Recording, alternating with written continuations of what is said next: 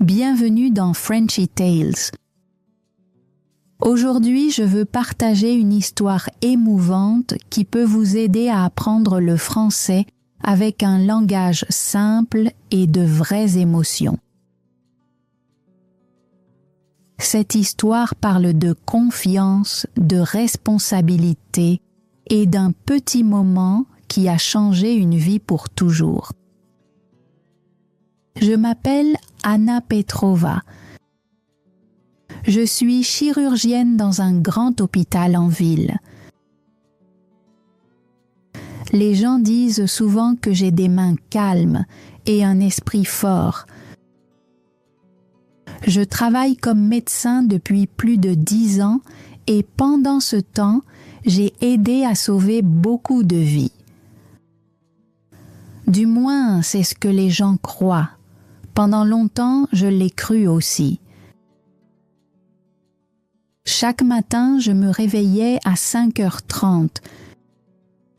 Je buvais une tasse de café noir, sans sucre, sans lait. Juste du café fort, amer comme le travail que je faisais chaque jour. Je vivais seule dans un petit appartement près de l'hôpital. J'avais rarement du temps pour mes amis ou ma famille. Ma vie était simple, travailler, dormir et recommencer. Mais j'étais fière de mon travail. Quand je marchais dans les couloirs de l'hôpital, les gens me respectaient. Les infirmières me saluaient avec des sourires. Les jeunes médecins me suivaient et me posaient des questions. Les patients me regardaient avec de l'espoir dans les yeux. Ils me faisaient confiance et je ne voulais jamais perdre cette confiance. Une nuit, tout a commencé comme n'importe quel autre jour. J'avais déjà terminé 2 longues opérations. Mon corps était fatigué, mais mon esprit était encore concentré. J'ai regardé l'heure. Il était presque minuit et je me préparais à rentrer chez moi. Puis soudain, l'alarme d'urgence a sonné. Une infirmière est venue vers moi en courant. Son visage était pâle et inquiet. « Docteur Anna, nous avons besoin de vous immédiatement, » dit-elle. Un jeune homme, accident de voiture, très grave. Je n'ai pas posé beaucoup de questions. J'ai simplement hoché la tête et je l'ai suivi rapidement. Quand je suis entrée dans la salle d'urgence, j'ai vu le patient. C'était un jeune homme, peut-être 20 ans. Son visage était couvert de sang. Les machines autour de lui faisaient des bruits aigus. Sa poitrine bougeait rapidement comme s'il se battait pour chaque respiration. « Comment s'appelle-t-il » ai-je demandé. « Léo » répondit l'infirmière. « Léo Ivanov. » Je l'ai examiné attentivement. Les blessures étaient graves, hémorragie interne, côte cassée et possible dommage aux organes. Mais j'avais déjà vu des cas difficiles. « Il a encore une chance », ai-je dit doucement. J'ai pris une décision rapide. « Préparez la salle d'opération », ai-je dit à l'équipe. Tout est allé très vite. Les infirmières ont préparé les instruments. Un autre médecin m'a donné un bref rapport. Le temps passait vite, mais je ressentais quelque chose de familier en moi, la concentration. Avant l'opération, je me suis lavé les mains lentement. L'eau coulait sur ma peau pendant que je me regardais dans le miroir. Mes yeux semblaient fatigués mais stables. « Tu peux le faire ?» ai-je murmuré. J'avais déjà dit ces mots plusieurs fois. L'opération a commencé sous des lumières vives. Les machines émettaient des bips réguliers autour de nous. Mon équipe était prête, attendant mes instructions. « Scalpel », ai-je dit calmement. Mes mains bougeaient avec précision et délicatesse. Pendant un moment, tout semblait sous contrôle. Nous avons localisé l'hémorragie. C'était pire que prévu, mais cela semblait encore possible à réparer. Puis une des machines a fait un bruit étrange. Ce n'était pas fort, juste différent. J'ai regardé le moniteur une seconde, puis de nouveau le patient. Quelque chose n'allait pas. « Attendez », ai-je dit doucement. Mes mains se sont arrêtées. En chirurgie, parfois, vous avez seulement quelques secondes pour décider quoi faire. Pas de temps pour douter. Je me suis souvenu de quelque chose que j'avais appris des années auparavant et j'ai fait un choix rapide. « Faites-le », ai-je dit à l'équipe. Ils ont suivi mon ordre immédiatement. Pendant un instant, tout semblait bien. Puis soudain, la machine a fait un bruit fort et aigu. « Docteur !» quelqu'un a crié. Mon cœur s'est serré. Les chiffres sur le moniteur ont changé rapidement. « La pression artérielle chute !» a crié une infirmière. J'ai commencé à travailler plus vite. Plus d'aspiration, pince ici, vite. Mais quelque chose n'allait vraiment pas. Peu importe ce que j'essayais, la situation continuait d'empirer. La salle semblait plus petite, l'air semblait lourd. Pour la première fois de ma carrière, j'ai ressenti une vraie peur pendant une opération. J'ai regardé le visage pâle de Léo. « Reste avec moi », ai-je murmuré. Puis, la machine a émis un long son continu, le son que tous les médecins redoutent. La pièce est devenue silencieuse. J'ai fixé le moniteur. La ligne était droite. Quelqu'un derrière moi a dit doucement « Nous l'avons perdu ». Ces mots semblaient incroyablement lourds. J'ai reculé lentement. Mes gants étaient couverts de sang.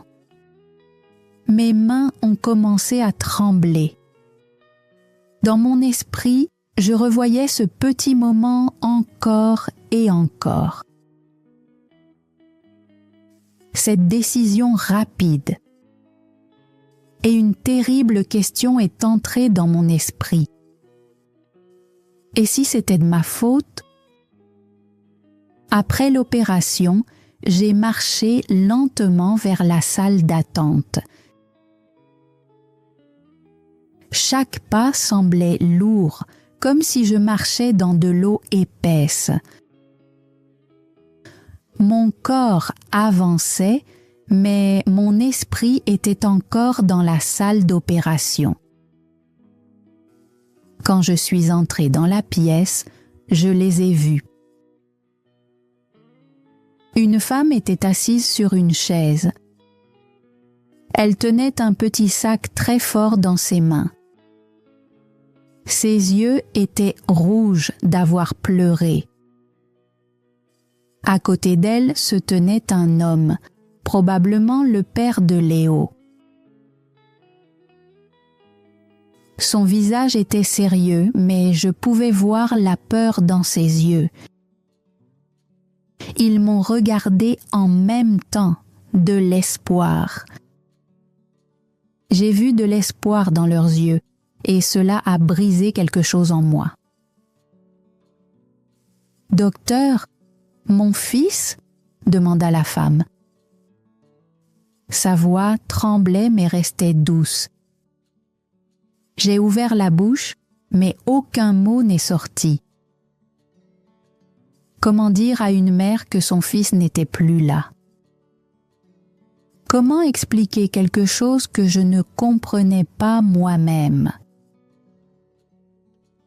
Finalement, je me suis forcée à parler. Nous avons fait tout ce que nous pouvions, ai-je dit lentement. Les mots semblaient vides, même pour moi. L'homme s'est approché. « Est-ce qu'il va bien ?» demanda-t-il. Je les ai regardés un instant, puis j'ai baissé les yeux. « Je suis désolée » ai-je murmuré. Pendant quelques secondes, la femme n'a pas réagi.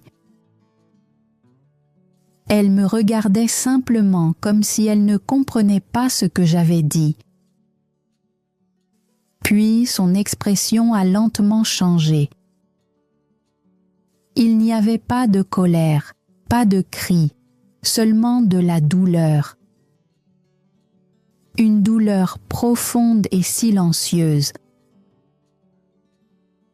Des larmes ont coulé sur son visage. Elle n'a pas crié ni posé de questions. Elle a seulement dit une phrase. « Vous deviez le sauver. » Sa voix était douce, mais ses mots ont été comme un couteau dans mon cœur. Je ne pouvais pas répondre parce qu'elle avait raison. Je suis restée là, figée, pendant que leur monde s'effondrait devant moi. Le père s'est tourné et a doucement pris sa femme dans ses bras pendant qu'elle pleurait. La pièce s'est remplie d'un chagrin silencieux. Et moi, je suis restée là avec le sentiment de n'appartenir nulle part. Après ce moment, tout est devenu flou. Les heures ont passé, mais je me souviens de très peu de choses. Je suis rentrée chez moi ce soir-là, mais je n'ai pas pu dormir. Chaque fois que je fermais les yeux, je revoyais le même moment. Cette seconde, cette décision. Et si j'avais choisi autrement, ai-je murmuré dans la pièce vide. Mais aucune réponse n'est venue. Le lendemain matin, je suis retournée à l'hôpital. Mon corps était lourd, comme si je ne m'étais pas reposée du tout. En marchant dans le couloir, j'ai remarqué quelque chose d'étrange. Les gens me regardaient différemment. Certaines infirmières arrêtaient de parler quand je passais. Un jeune médecin m'a regardé, puis a rapidement détourné le regard. Quelque chose avait changé. Les rumeurs se propageaient déjà. Je suis entrée dans mon bureau et j'ai fermé la porte. Mes mains étaient froides lorsque je me suis assise et que j'ai essayé de réfléchir clairement. Puis, quelqu'un a frappé à la porte. « Entrez », ai-je dit. La porte s'est ouverte et le docteur Pavel est entré. Il était le chef du service. Il était toujours calme et sérieux, mais aujourd'hui son visage semblait plus dur que d'habitude. « Anna », dit-il en s'asseyant en face de moi, « nous devons parler. » J'ai hoché la tête lentement. Il a posé un dossier sur le bureau. « L'hôpital a ouvert une enquête, » dit-il. Ce mot m'a frappé comme une vague. Enquête. Ils vont examiner l'opération, continua-t-il. Chaque étape, chaque décision. J'ai avalé difficilement. Je comprends, ai-je dit doucement. Il m'a regardé attentivement. Est-ce que tu te souviens de tout ce qui s'est passé ? Demanda-t-il. J'ai hésité. Mon esprit est revenu à ce moment encore une fois. Je pense que oui, ai-je dit, même si ma voix manquait d'assurance. Il s'est légèrement penché en avant. Anna, c'est sérieux. Un jeune homme est mort. Nous avons besoin de la vérité. La vérité. Mais est-ce que je connaissais vraiment toute la vérité? J'ai pris une décision, ai-je dit lentement. À ce moment-là, je pensais que c'était la bonne. Et maintenant? Demanda-t-il. J'ai baissé les yeux vers mes mains. Ils disent que je me suis arrêtée. Qu'est-ce qu'ils disent? Demanda-t-il. J'ai pris une profonde inspiration. Ils disent que j'ai fait une erreur. La pièce est devenue très silencieuse. Le docteur Pavel n'a pas répondu tout de suite. Il m'a simplement observé. Finalement, il a posé une seule question. « Est-ce que c'est vrai ?» La question semblait simple, mais elle était impossible à répondre. « Est-ce que c'était vrai ?» Je ne sais pas, ai-je murmuré. Et c'était la partie la plus effrayante. Ne pas savoir. Les jours suivants ont été les plus difficiles de ma vie. Je ne pouvais pas opérer, je ne pouvais me concentrer sur rien. Mes mains, les mêmes mains auxquelles les gens faisaient confiance depuis des années, me semblaient maintenant étrangères. La nuit, je ne dormais pas. Je restais simplement allongée dans mon lit à fixer le plafond. Encore et encore, je revivais l'opération dans mon esprit. Chaque mouvement, chaque son, chaque seconde. Et à chaque fois, mes pensées revenaient à ce petit moment. Cette minuscule décision. Elle avait été rapide, presque invisible. Mais elle avait tout changé. Un après-midi, j'étais assise seule à la cafétéria de l'hôpital. Je ne mangeais pas.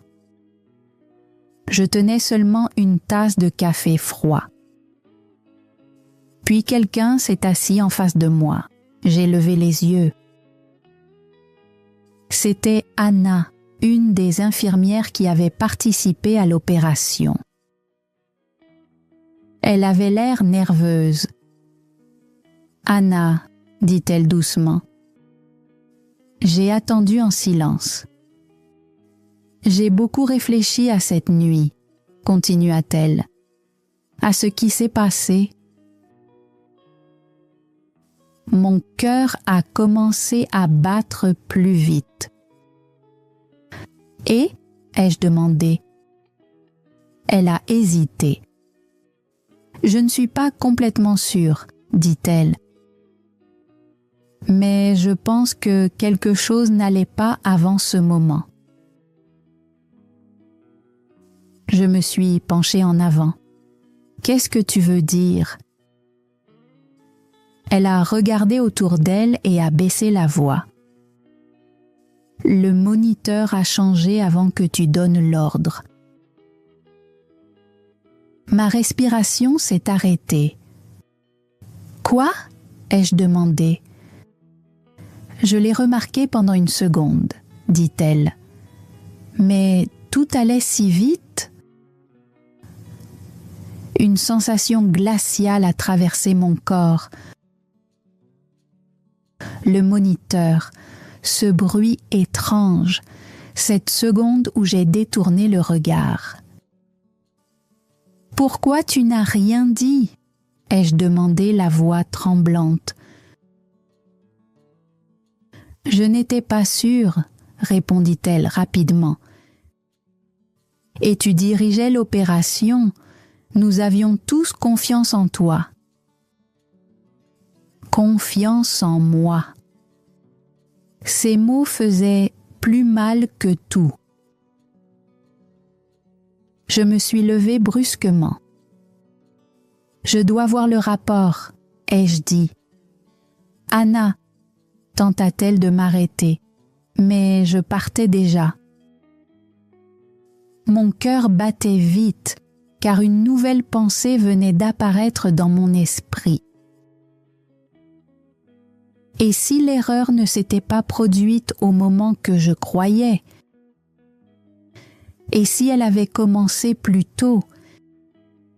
Et si c'était vrai, alors peut-être que je ne comprenais toujours pas ce qui s'était réellement passé cette nuit-là. Pas encore, mais j'étais déterminée à le découvrir.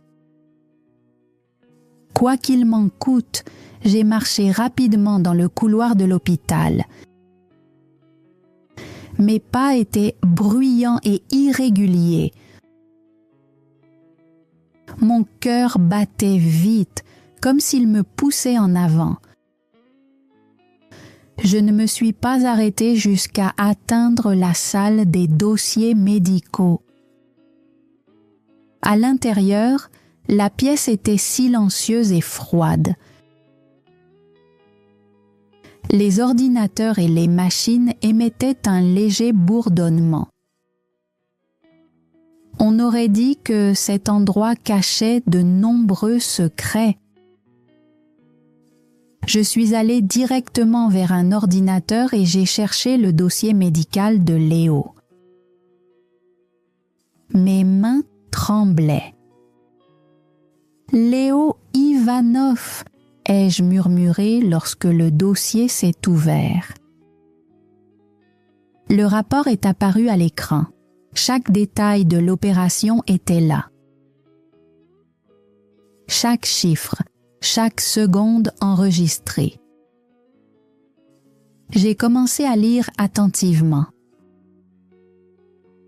Au début, tout semblait normal. Le début de l'opération était propre et contrôlé, comme je m'en souvenais. Puis, je suis arrivée au milieu du rapport. Mes yeux ont parcouru l'écran rapidement.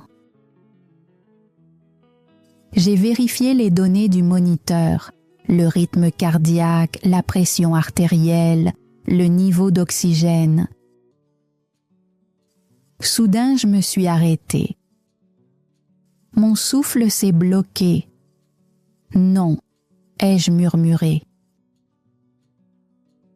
Le moniteur avait changé plus tôt que dans mon souvenir, bien plus tôt. J'ai regardé les chiffres à nouveau. Ils montraient une baisse lente, légère mais claire, un avertissement. Il était là pendant l'opération, juste devant moi. Mais je ne l'ai pas vu.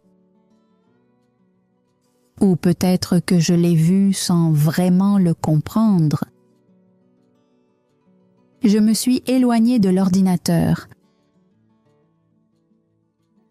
Mes jambes étaient faibles et je me suis appuyée sur la table pour rester debout. « Ce n'est pas possible », ai-je dit doucement. Mais c'était vrai.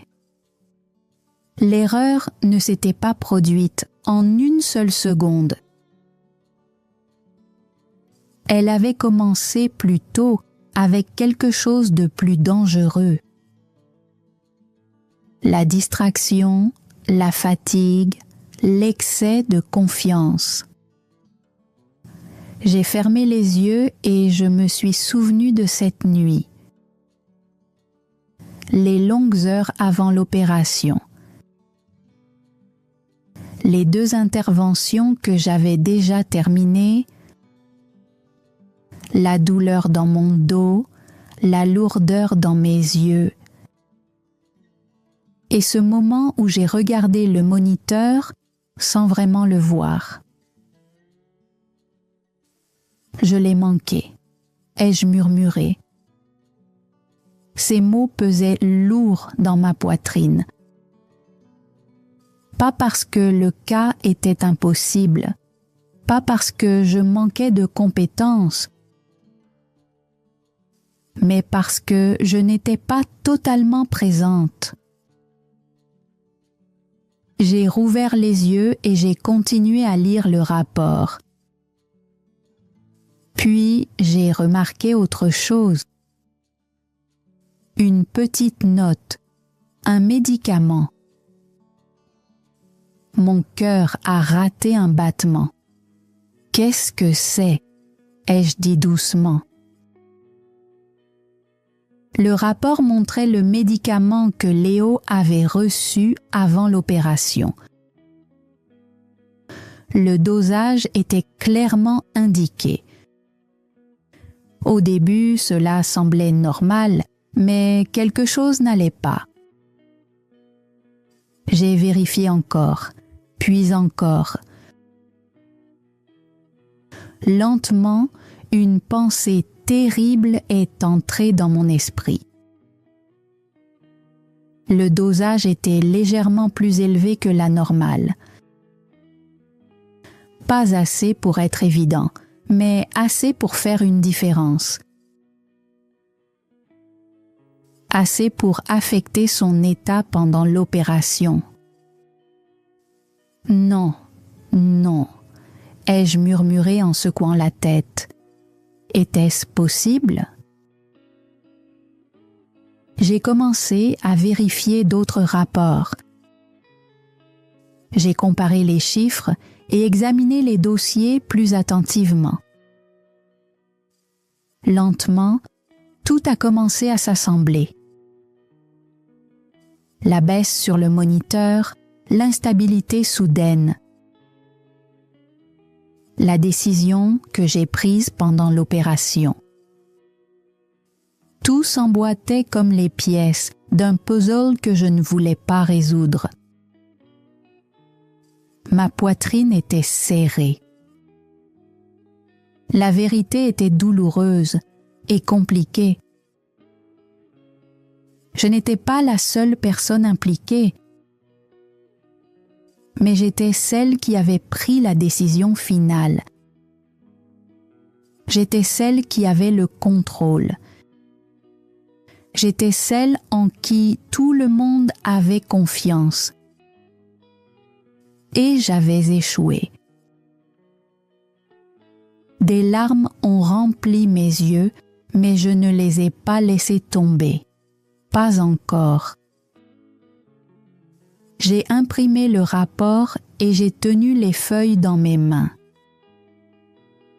Elles semblaient lourdes, presque comme de la pierre. Puis, je suis sortie de la pièce. J'avais besoin de réponses. Peu après, j'ai trouvé le docteur Pavel dans son bureau. Il avait l'air surpris lorsque je suis entrée sans frapper. « Anna ?» dit-il. J'ai posé les documents sur son bureau. « Regardez ça », ai-je dit. Il a ajusté ses lunettes et a commencé à lire. La pièce est redevenue silencieuse. Après quelques minutes, son expression a changé. « Tu as raison », dit-il lentement.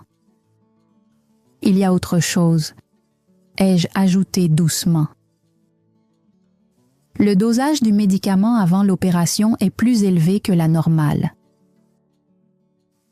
Il m'a regardé brusquement.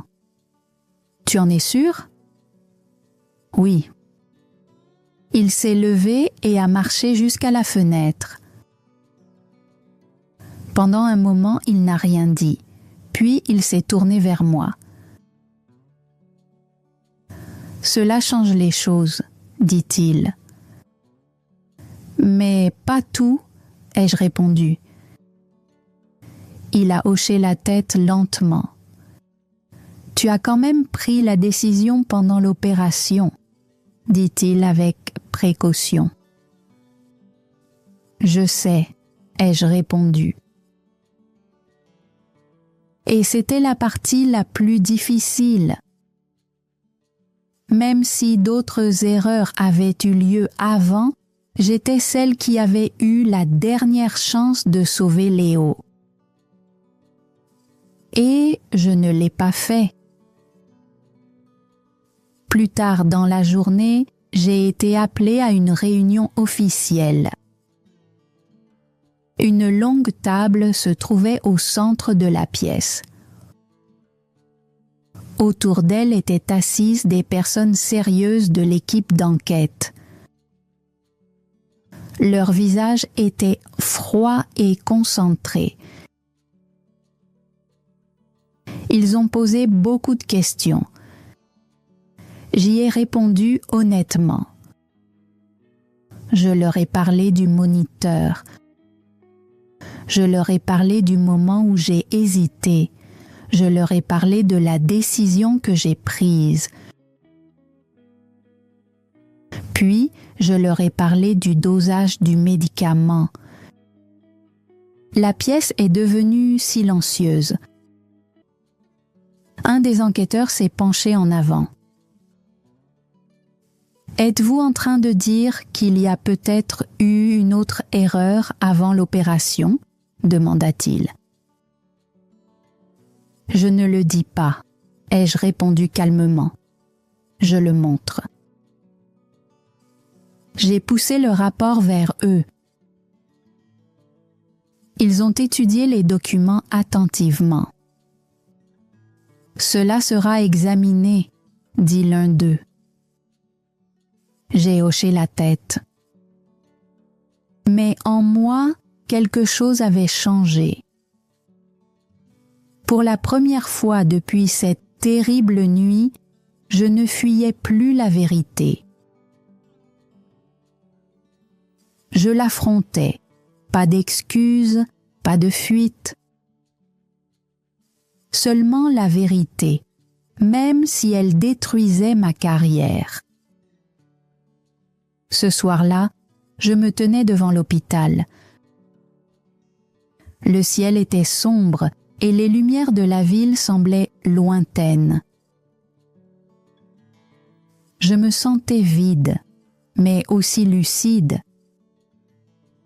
Puis j'ai remarqué quelqu'un près de l'entrée, une femme. Je l'ai reconnue immédiatement, la mère de Léo. Mon corps s'est figé. Pendant un instant, j'ai pensé à me détourner, mais je ne l'ai pas fait. J'ai lentement marché vers elle. Elle m'a regardé. Ses yeux étaient toujours remplis de douleur, mais cette fois, il y avait autre chose. une question. « Vous » dit-elle doucement. Je me suis arrêtée devant elle. « Oui. » Pendant quelques secondes, aucun de nous ne parla. Puis elle dit 3 mots simples. « Dites-moi la vérité. » J'ai pris une profonde inspiration. C'était le moment. Plus de mensonges. J'ai fait une erreur, ai-je dit. Ma voix était stable, mais mon cœur semblait se briser. Des larmes ont rempli ses yeux à nouveau, mais elle ne détourna pas le regard. Il y avait aussi d'autres problèmes, ai-je continué. Quelque chose n'allait pas déjà avant l'opération. Alors, pourquoi ne l'avez-vous pas sauvé ? Demanda-t-elle. Sa voix n'était pas forte, mais elle était tranchante et directe. J'ai fermé les yeux un instant, puis je les ai rouverts. Parce que je ne l'ai pas vu à temps, ai-je dit doucement. Et c'est ma faute. Les mots sont restés suspendus entre nous. Ils semblaient lourds et réels. La mère de Léo m'a regardé longtemps. Ses yeux étaient fatigués et pleins de douleur. Finalement, elle parla. « Vous êtes honnête, » dit-elle doucement. Je n'ai pas répondu. « Mais l'honnêteté ne ramènera pas mon fils, » ajouta-t-elle. Ces mots furent comme une blessure profonde dans mon cœur. « Je sais, » ai-je dit doucement. Nous sommes restés là, en silence. L'air froid de la nuit nous entourait. Puis, elle posa une question à laquelle je ne m'attendais pas. « Pensez-vous que vous méritez d'être médecin ?» La question m'a frappé plus fort que tout le reste. Pendant de nombreuses années, j'avais été sûre de qui j'étais. J'étais chirurgienne, je sauvais des vies. Les gens me faisaient confiance. Mais maintenant, cette certitude avait disparu. J'ai baissé les yeux vers mes mains. C'étaient les mêmes mains qui avaient sauvé beaucoup de personnes auparavant. Mais c'étaient aussi les mains qui n'avaient pas pu sauver Léo. « Je ne sais pas », ai-je murmuré. Et pour la première fois de ma vie, je pensais vraiment ces mots. Sa question est restée dans mon esprit. J'avais passé toute ma vie à devenir médecin. Des années d'études, des années de travail acharné, de longues nuits à l'hôpital, beaucoup de sacrifices. J'ai manqué des anniversaires, j'ai perdu des amitiés. J'ai tout donné à ma carrière. Et maintenant, je ne savais même plus si je le méritais. Je ne sais pas, ai-je répété doucement. Elle m'a observé attentivement. Il n'y avait plus de colère dans ses yeux, seulement une profonde tristesse. Puis, elle a lentement hoché la tête. « C'est la première réponse honnête que vous m'avez donnée, » dit-elle. Ces mots m'ont surprise. « Je pensais que vous alliez vous défendre, » continua-t-elle. La plupart des gens essaient d'expliquer leurs erreurs. « Je ne peux pas faire ça », ai-je répondu. « Aucune explication ne changera ce qui s'est passé. » Des larmes ont rempli ses yeux à nouveau, mais elle est restée forte. « Mon fils vous faisait confiance, » dit-elle. Ces mots m'ont frappé comme une vague. « Je sais, » ai-je murmuré. « Et moi aussi, je vous faisais confiance. » Nous sommes restés là en silence, puis elle a reculé lentement. « Je ne sais pas si je peux vous pardonner, » dit-elle doucement. « Peut-être un jour, peut-être jamais. » J'ai hoché la tête. Je n'ai pas demandé pardon. Je savais que je ne le méritais pas.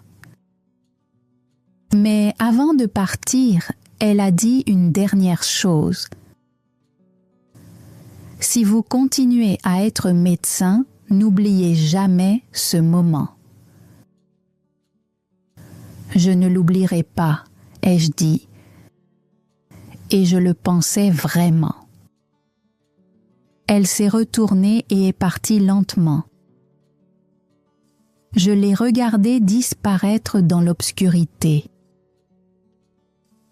Cette nuit-là, quelque chose a changé en moi. Ce n'était pas un changement soudain comme une lumière vive.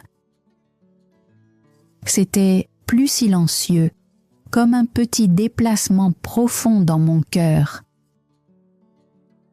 Le lendemain, je suis retournée à l'hôpital. Mais je n'étais plus la même personne. L'enquête a continué pendant plusieurs semaines. L'équipe de l'hôpital a examiné chaque rapport, chaque étape et chaque décision. Finalement, ils sont arrivés à une conclusion. Il y avait plusieurs raisons à ce qui s'était passé cette nuit-là.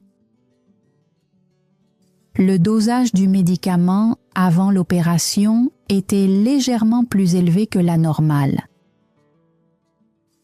Il y avait aussi une réaction tardive aux premiers signes d'alerte sur le moniteur. Et puis, il y avait ma décision finale pendant l'opération. Je n'étais pas la seule responsable, mais j'étais quand même responsable. L'hôpital a pris sa décision.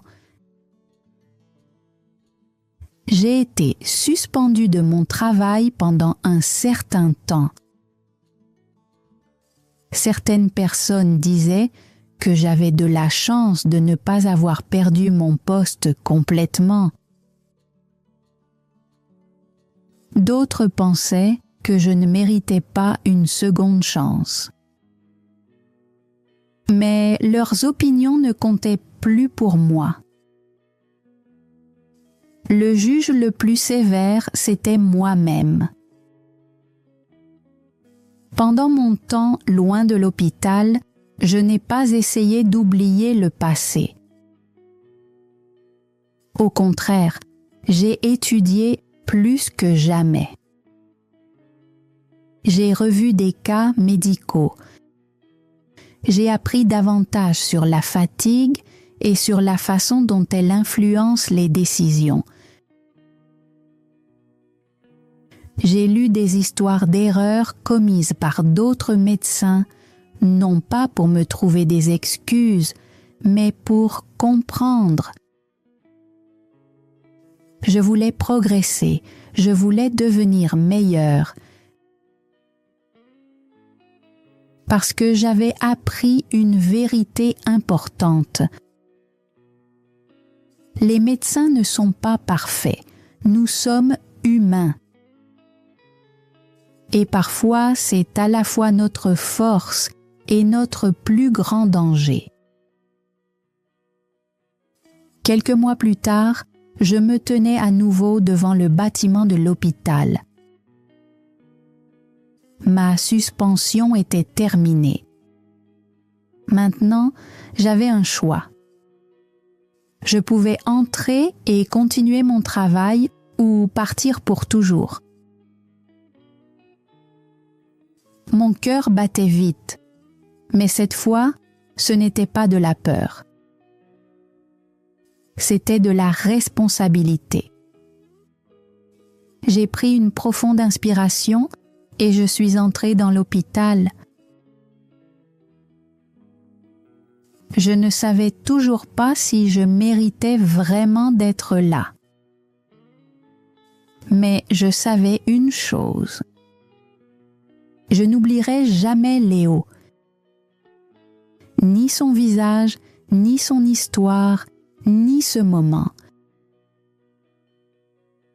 Parce que parfois, une seule erreur fait plus que changer une vie. Parfois, elle change une personne pour toujours. Et peut-être que c'est là que commence la véritable responsabilité. Maintenant, apprenons quelques mots importants de cette histoire. Un chirurgien / une chirurgienne est un médecin qui réalise des opérations sur des patients. La fatigue est une forte sensation de lassitude après un long travail ou du stress. Une décision est un choix que quelqu'un fait après avoir réfléchi. Être responsable, c'est avoir un devoir ou être la cause de quelque chose.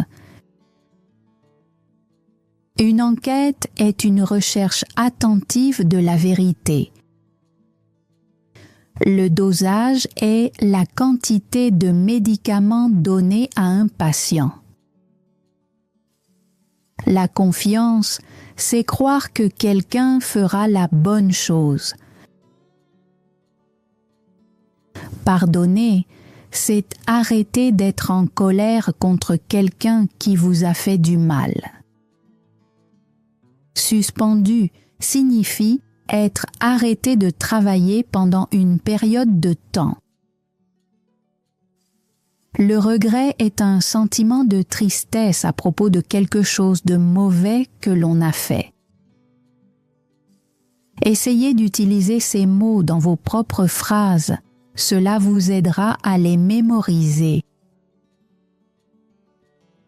Maintenant, pratiquons l'expression orale. Répétez ces phrases lentement et clairement. J'ai fait une erreur. J'étais trop fatiguée. Je ne l'ai pas vu à temps. Il me faisait confiance. Je l'ai laissé tomber. Je me sens responsable.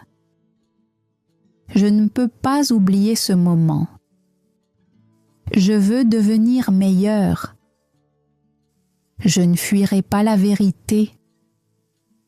Je vais affronter mes erreurs. Répétez-les encore une fois et essayez de ressentir l'émotion dans chaque phrase. Merci d'avoir écouté cette histoire. J'espère que vous avez appris non seulement le français, mais aussi quelque chose sur la responsabilité et la vie. Avant de partir, réfléchissez à ces questions. Que pensez-vous de la décision d'Anna?